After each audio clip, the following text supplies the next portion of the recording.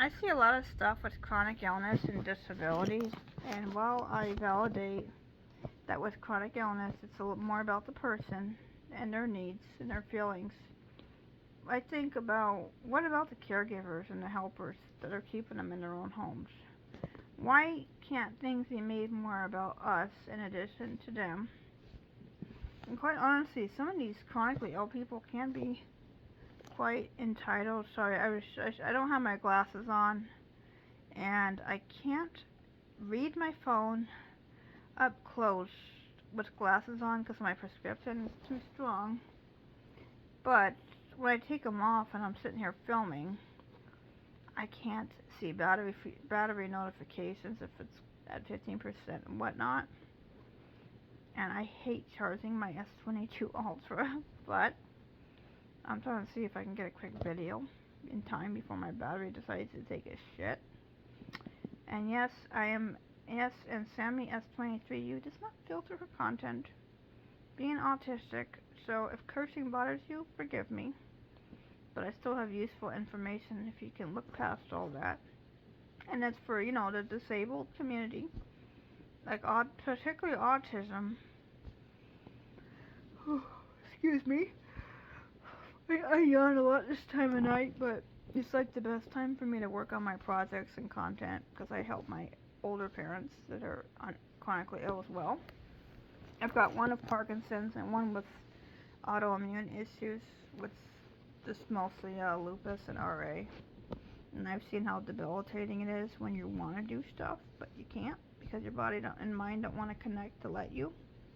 But also it takes a large mental load out of me. It takes a lot out of me physically sometimes. And it's easier to do this after everybody's asleep, to work on my videos and my talks. And the way I see it is they focus more on caregivers with disabilities like autism and stuff, but they don't think of that the same trauma and degree of CPTSD and PTSD also applies to the person with a disability, because ableism is so freaking traumatic. And quite honestly, I have CPTSD from ableism, and for both caregiver and disabled and chronically ill, the degree of it actually is equivalent to a military veteran coming out of the war, from being in combat and whatnot. Now, I honestly think there needs to be more validation on both ends of the spectrum, not just one side where it gets one-sided. I don't agree on that. And I also think if I don't nowadays you don't have the so-called village it takes to raise a kid. I personally think they need to bring that back, because you got a lot of parents with chronic illness that have disabled kids. And unfortunately, my mom's illness did not appear until after, I was adopted. My brother and I were adopted when we were really little. I was almost 2, and he was a bit younger than that, a little over a year. And quite honestly, most people's chronic illness doesn't come when, before they have kids. It comes after oftentimes.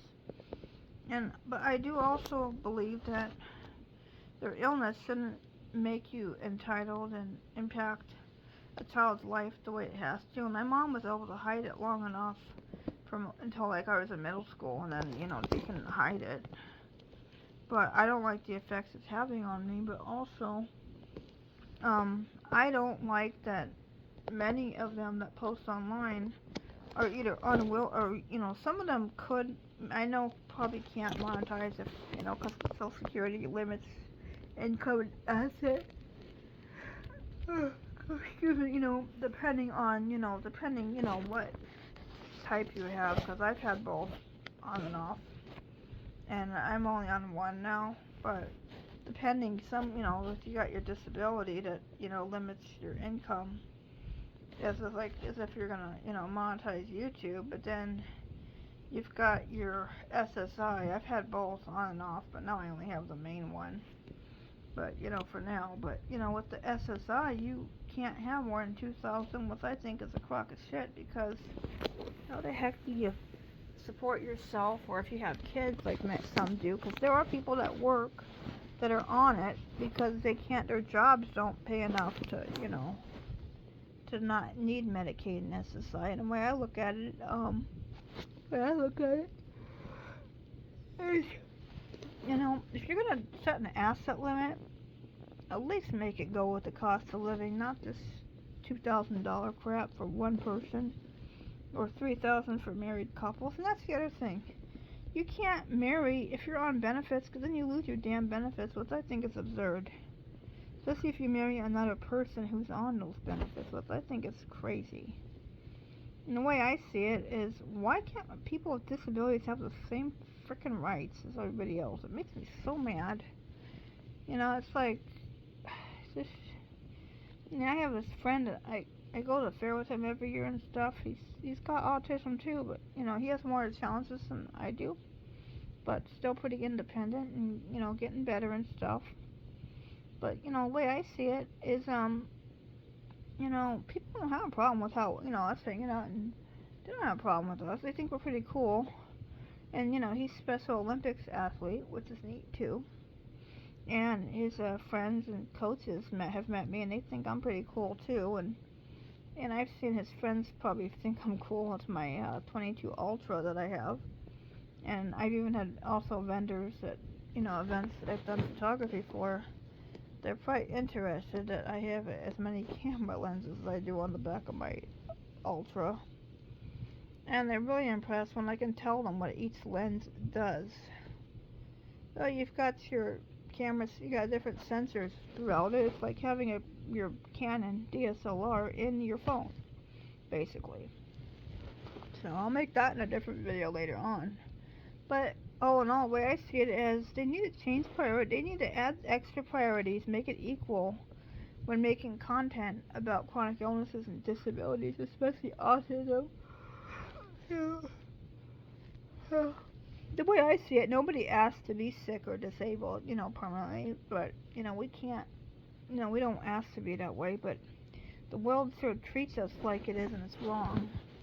And oftentimes, I think, having a chronic illness, 2 chronic illnesses, and, autism in one household between 3 different people, whereas I have autism and ADHD and dyslexia, but I've got, my dad has Parkinson's, and my mom has systemic lupus and rheumatoid arthritis. And, both my parents are significantly impacted by their diseases, but still mobile. But I help them with the stuff that they either can't do anymore or can't do as well. And, they appreciate it. And the thing is, I don't like the way the system is so broken for people that are disabled. I mean, we're fortunate, with us, but I know a lot of other people aren't. Oh, excuse me. But, the way I see it, is the system needs to be broken and more. The broken system needs to be fixed. Sorry, my nighttime fatigue, when it sets in, I start mixing words because of my cognitive challenges with my disability that I have a little bit of.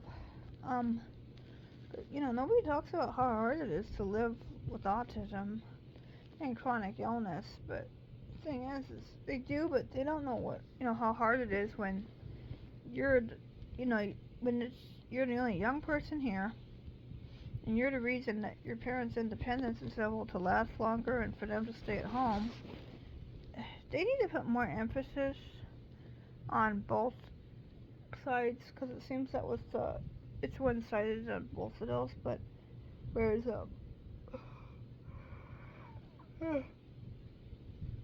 with chronic illness, it's more focused on the patient than the caregivers and the helpers. Not realizing those people are helping them stay independent. And then with autism, because autism has the same degree of PTSD as combat, just like the caregivers are, especially the ones, parents and caregivers, that do have to take care of them long term, and then the ones that are more profound that have to go in a home. And I hate the fact that so many of them are not fortunate like me, where they won't know where they're going to go next, and the fact that they may not live as long depending where they go. if they end up with a physically abusive caregiver that can't handle them. And I think that's a lot of problems. They cannot handle these kids. Some of these autistic kids, the meltdowns and stuff are so bad, and when they can't communicate it, it's just terrifying. And a lot of it is communication. A lot of it is actual communication challenge. They can't say what's wrong. They have no way of telling a caregiver or someone that's wrong. And then they melt down because they're frustrated, and then it leads to being hurt or something. Or their stimming behavior pisses somebody off that doesn't understand.